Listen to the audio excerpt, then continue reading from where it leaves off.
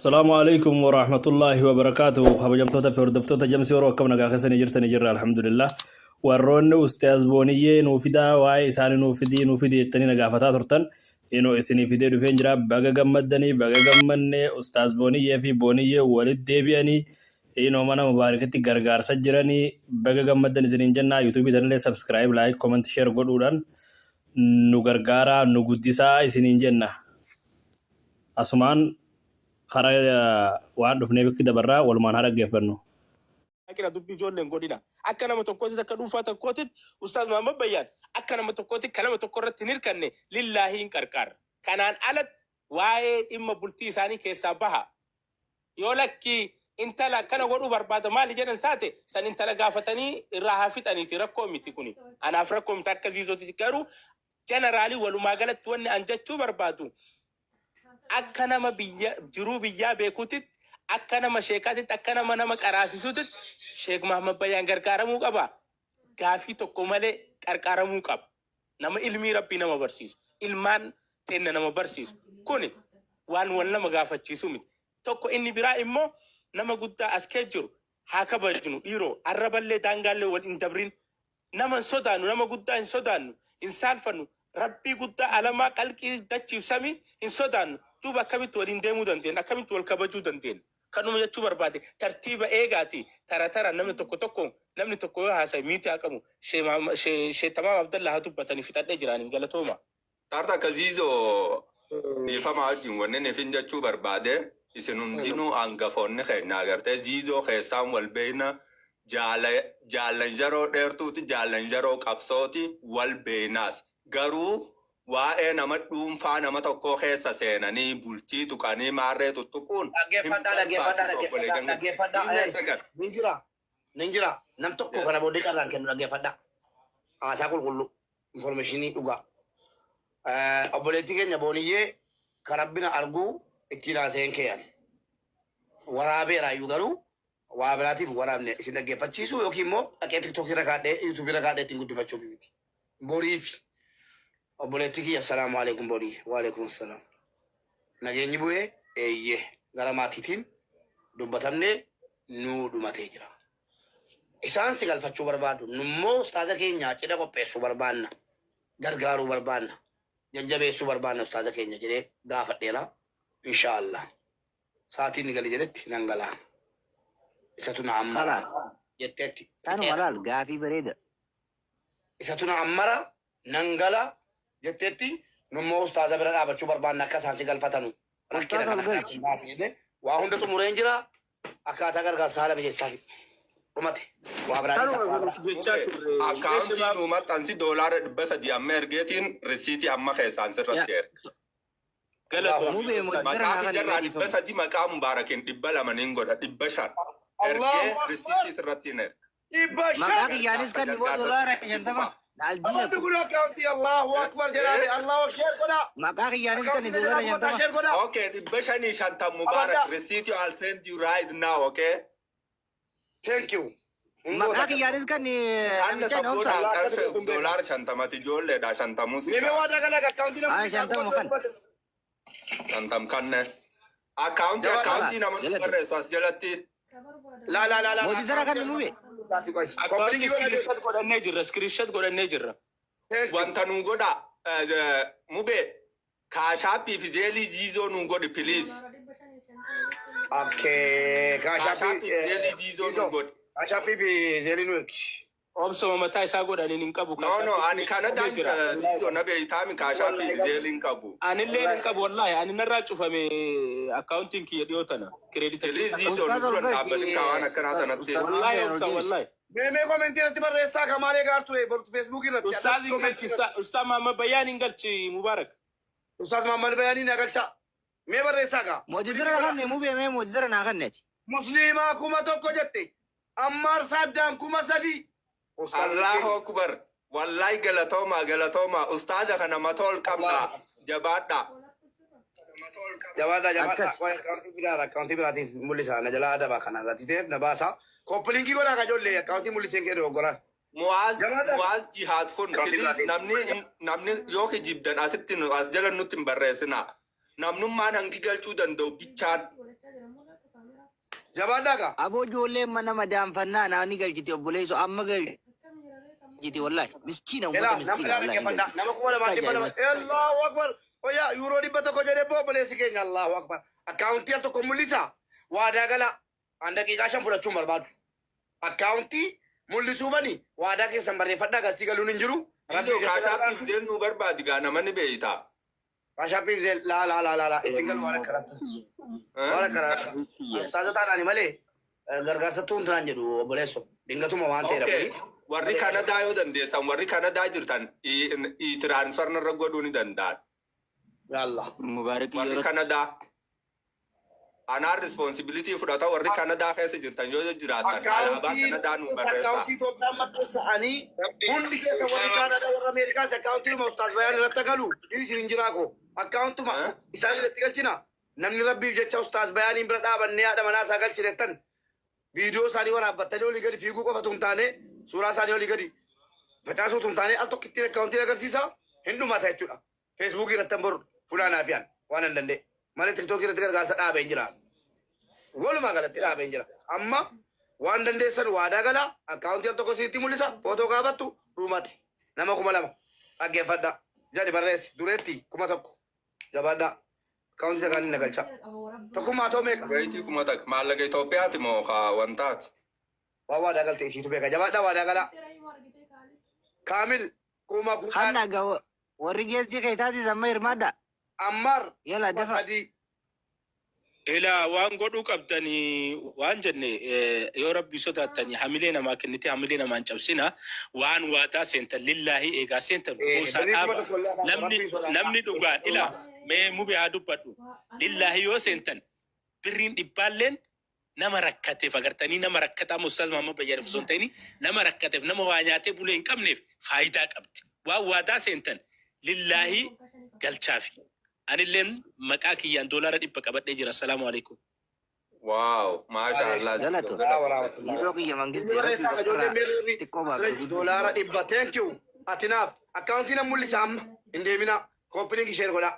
Akkaawuntii mul'isuu banii namni tokko na jalaa gadi bu'aati.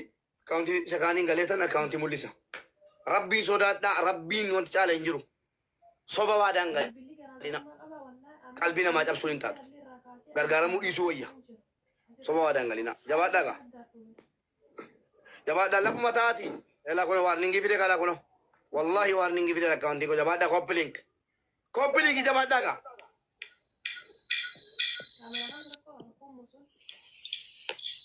Akkaawuntii isinii mul'isuu gaa. Akkaawuntii mul'isuu Akkaawuntii mul'isiif tarrak yeroo takka akkaawuntii mul'isiif. Egaa warri waadaa galaa harta dula. Warri sichi waadaa galtanus. Amaanaa Kuma torba akkaawuntii. Itoophiyaa Mubaarak akkaawuntii natti himi asirra barreessina. No, kuno. Maxxansi.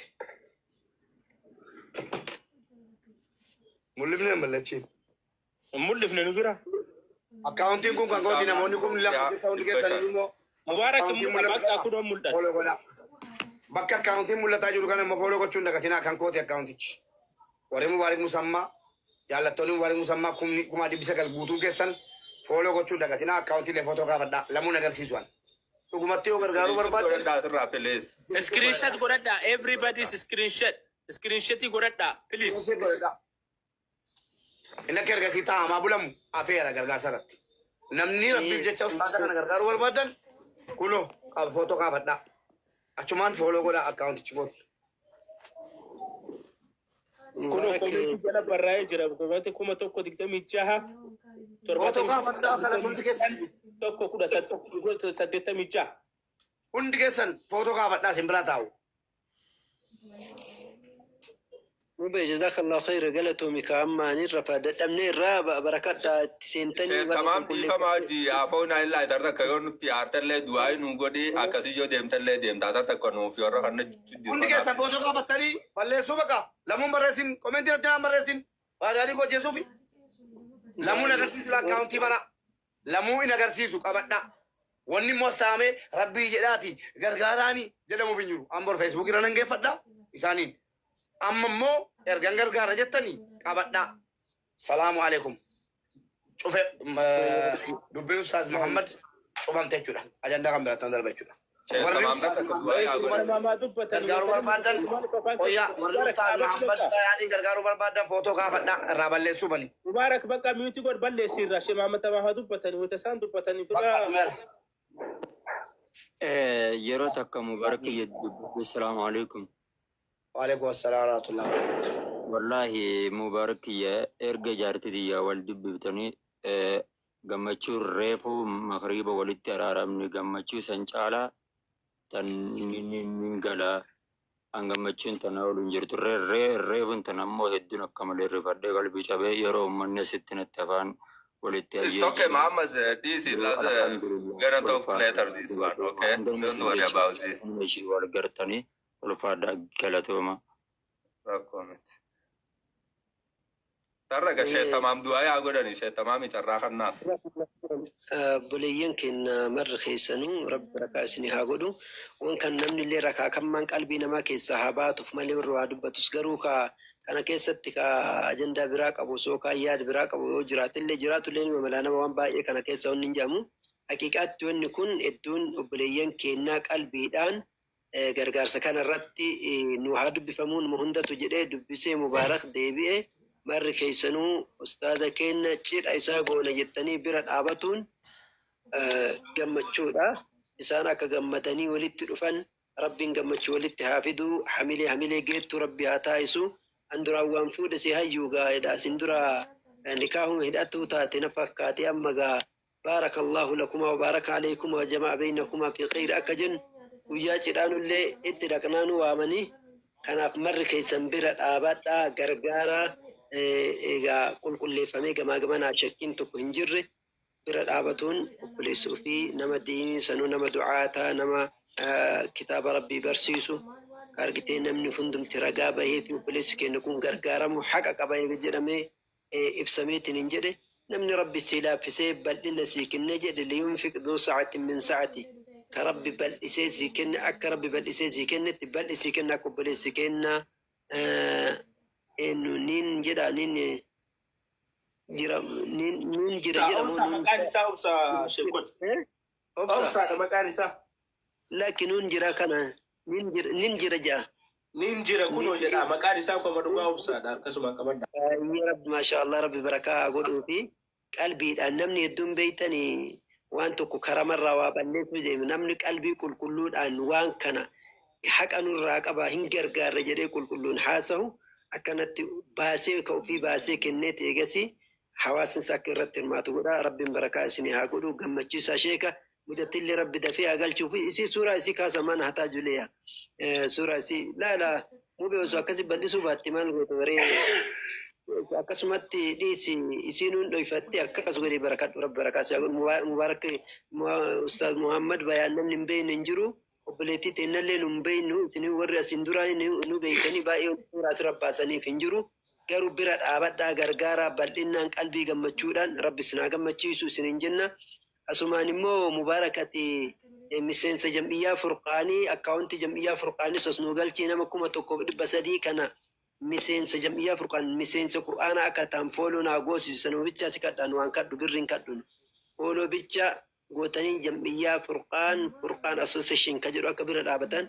Namni lama iyyuu na bira jira ustaaz birrii natti kennee jira afwan birrii 2,000 fi wayisan natti kennamee jira miseensa kan ta'u achumaan hangalchee waraqaa isinii ergaa maqaallee isiniifan ergaa warri miseensa jam'iyyaa furqaan ta'uu barbaadan waggaatti birrii 2,200 kafaltanii waggaatti jechuudha quraanni akka dhaqee uummataa kennamu gochuu irratti hirmaadhaa shariikaan quraana maashiniin quraanaa hojjetulee Itoophiyaa gadaa jira indagatina akkaawuntii nangacha amma nangacha follow gotu. Akkaawuntii sanoonni jira na follow godha namni 1,000 kun namni Qur'aana jaalatu ka rabbi Qur'aana onnaa fuudhu duniyaa fi akhiratti itti nama sheeka kana namoonni isin gargaartaniif wanni isin jaalattaniif sababaa diin inni qabu sababaa inni diin bira dhaabatu sababaa inni diin barsiisuuf himi diin inni baratee isin barsiisu san rabbiin akka guyyaa qiyaamaa isaan isin hin milkeessu akkaawuntii furqaan association jedha amma jalatti barreessaa. Iya kanallee yoo gootanillee homaa miti kiyyaamaa ka dhuunfaati rakkoolleen qaban birri chaayinaa irraan barbaadu isaan garuu immoo dhaabbata keenya hordofu amma dhiyoo tana jigjigaadha illee warri uummanni Somaalee dhaabbata keenya bira dhaabataniit jazaahullahu khairan xayyaara tikeetii nama kudha afur irraa muraniitiin achi dhaqnee firaanchii achitti bannee deebine qur'aanni Hundi keessan namoonni kuma dhibbi lama fooloo godha. dafa rabbi barakaa isin haa godhu rabbi isin haa gammachiisu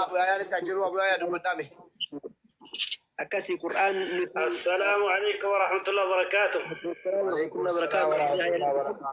Mube wal keessa godhuun ragaa waan dhufneefis akkan irraanfanneen dagatee. Maaliif nu zollomtanii wallaahi nu zollomtanii maal akkoo waan nu zollomtaniif isintu beeka mee sagantaa wal keessa illee godhina amma egaa dubbatanii fooloo godhaa afaaniin nu dhageeffadhaa gurraan nu dhageeffadhaa afaaniin dubbannaa harkaan fooloo godhaa wallaahi dura dursoo nama waan kana yaadee bicaa kana akka qarqaaramu akka yaadni isaa dubbatamu godhe wallaahi rabbii waan ati yaadanni rabbi si haa kennu dhugaa dubbatuudhaaf wallaahi.